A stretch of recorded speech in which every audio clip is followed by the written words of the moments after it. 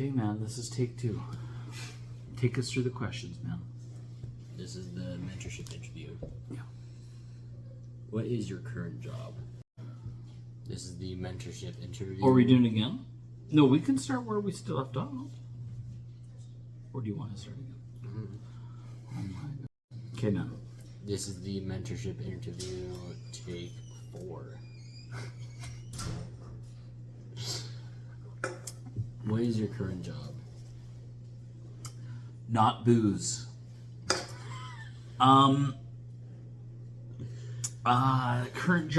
job is I own because we want to be a little bit louder. Yeah. I own a small IT consulting company.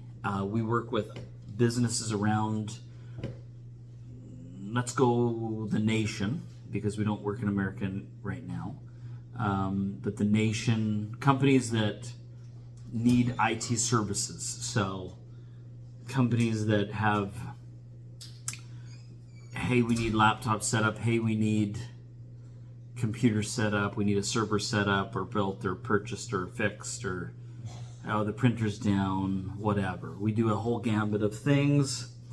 And Cade's kind of motto is that anything in technology can be done in today's world if somebody's willing to pay for it. We can send people into space, but it costs a lot of money.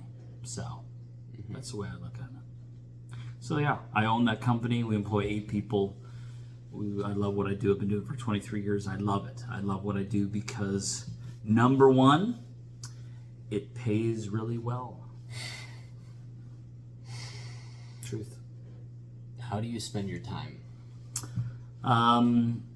In any given day, I'll spend, what did I say, 6 to 8 hours of work a day at work.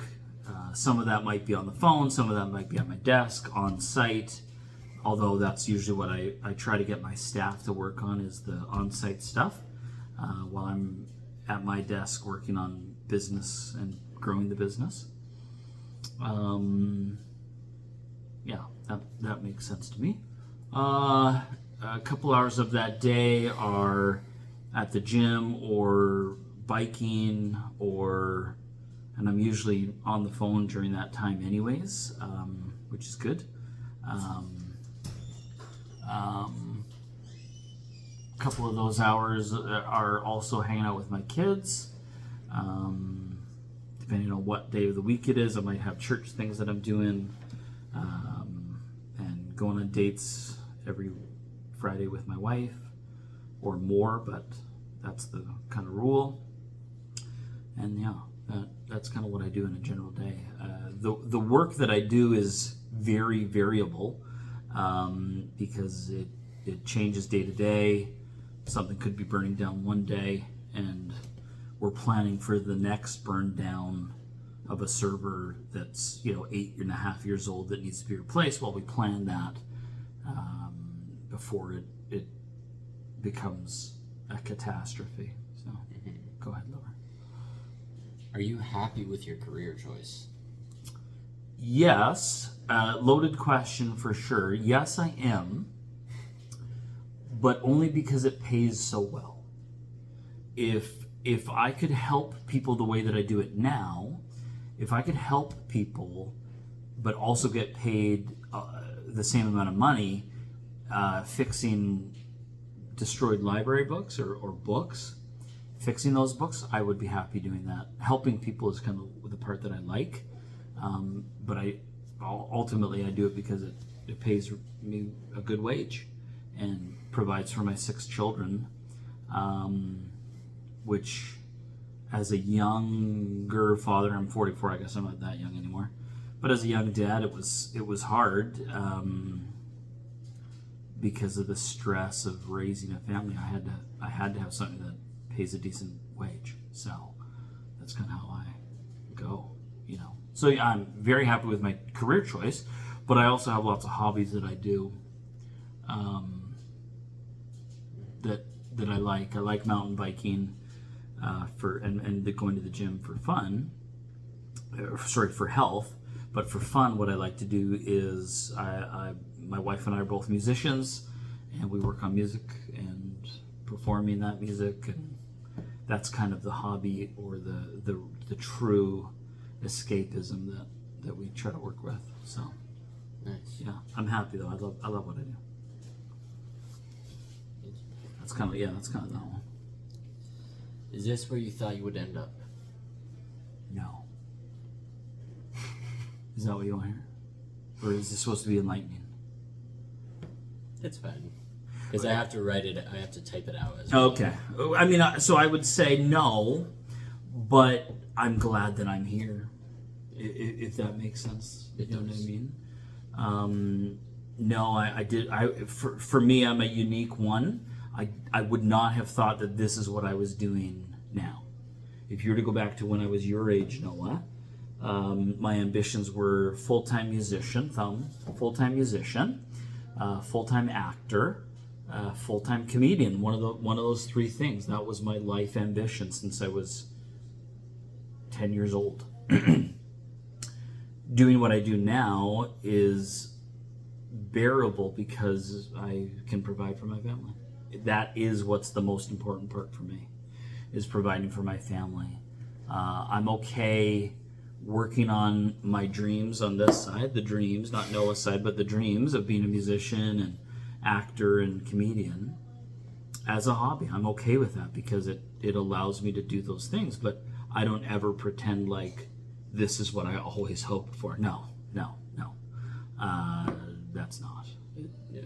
I want to do what I want to do, so I've always focused on doing those important things. For you, whenever we talked about career choice for you, it's important to either be so hardcore at what you're gonna do that nothing will stop you, or being able to swallow that pride in doing something that you're good at and can do and can grow to love, rather than doing something that you think others want you to do. You're just going to end up miserable.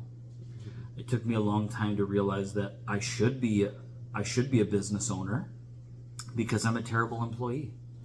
I'm going to talk to you right here. The bottom line is that I was an employee. I was a terrible one. It took me 20 years to figure that out. 14 years. It's a long time.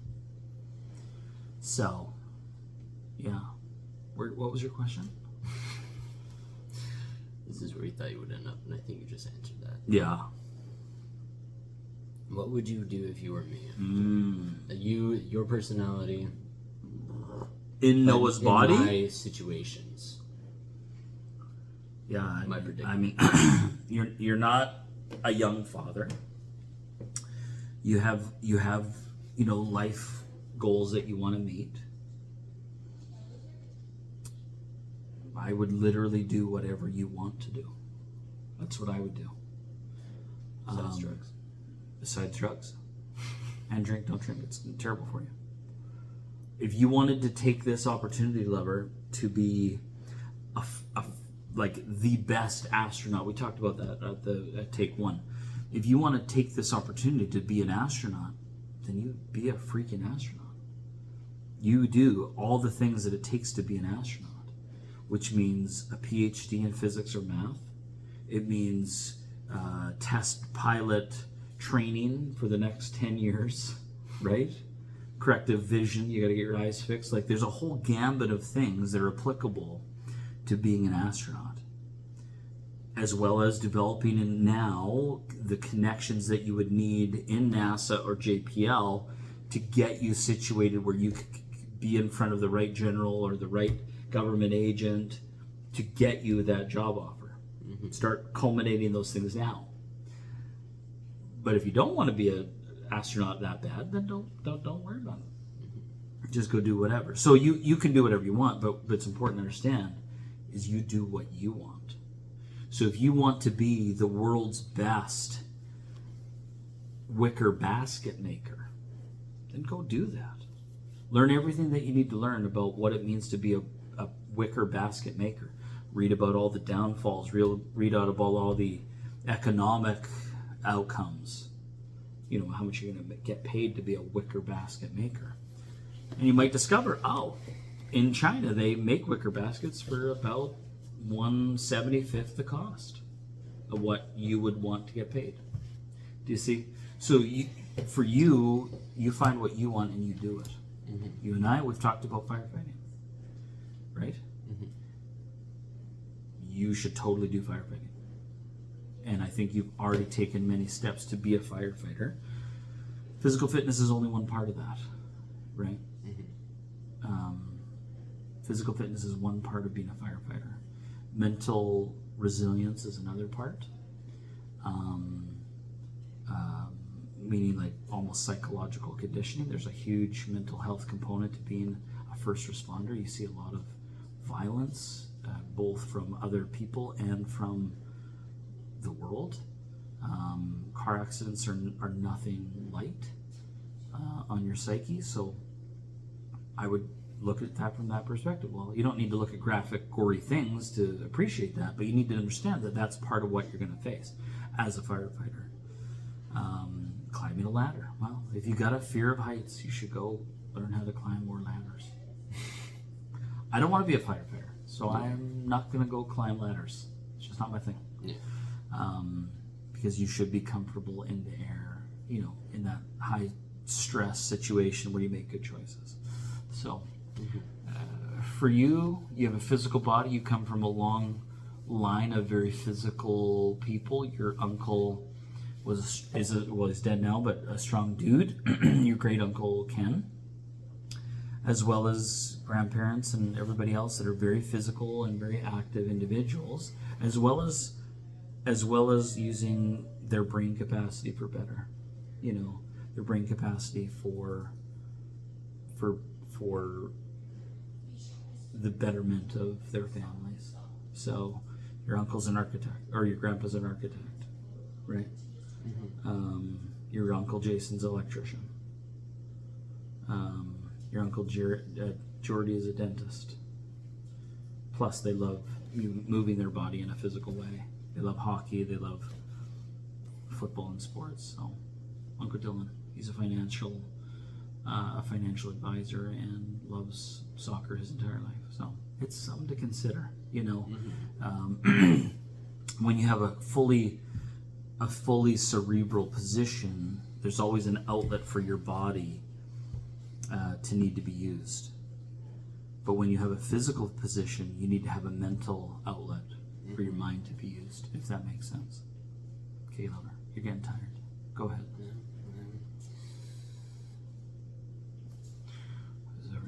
Why would you do it for me? Okay. What has been the most valuable lesson you've learned? Oh, what did we say last time, buddy? What did we say last time? And take one. I'm trying to remember. That was a good one. Oh, I remember what it was now, lover. So, the biggest lesson that I've ever learned in my entire life, professional or personal, has been to do not succumb to your fear. If you're afraid of failure, and you're afraid of failure so bad that you're going to not try, that's a failure too. Do not be afraid of what you can't control and what you don't know. Just do it and learn that it's a failure later. Don't be afraid to try. That's that's the succinct version of that. Because for me, I, for whatever reason, was motivated to quit my job, move back to the coast, start a company, when in reality that's an intense thing when you have 3 children at the time. That's an intense thing. I went back to university to get a bachelor's in math to go be a teacher, and then I realized, no, this is not for me. I need to go be who I am, which is start a company, get going on this way. So for you, I don't know if that helps, but it took me, call it 7 years to figure that out, that I had to do that I had to get to that level. I hope that helps. Don't be afraid. Don't be afraid to try. Don't be afraid to fail. Failure is where we learn, lover. So just keep that in mind. Failure is where we learn. Don't look at it as a failure. Look at it as an opportunity to learn. It sucks. Doesn't make it any easier. I didn't fail. I'm just learning. True. But you also did fail. But you also did fail. Yeah. So you can't learn from success. That's right. Because you won. I just got to keep doing what I was doing, except until you fail, and then you've never failed before, and then you don't know how to handle it when you get there. That's something to think about. So I have always looked at that as an opportunity for growth in those failures. So it's a way to be positive about a failure. So hope that helps, Lumber. What training and or schooling did you need to take to become who you are? So in our company, we have a lot of certifications that have happened over the years. For me, I went to CDI College and got a diploma in computer programming and internet web development. That was, circa 2001, which was great. After that, I did go back for a couple of courses at UFV. I think it was UCFV at the time, and that was good. Over the years, I've gotten many designations and certifications of Microsoft Systems Engineer, Apple Technical Coordinator, Adobe InDesign, Adobe Product Certified Administrator, Civil 3D Professional through Autodesk, many different designations. In our world of IT, that is actually more important than a specific bachelor's in computer information systems, because the certifications show that you can do the material and you know the material. It's not just theoretical. And in our world, practice or experience is much greater than theory. So yeah, those are just some of the things that I've done over the last 24 years.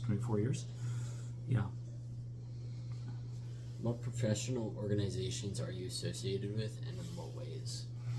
So in our business, we have always focused on supporting professional institutions. So we look after medical clinics across the province, dental practices, ophthalmology practices, specialists, so rheumatology,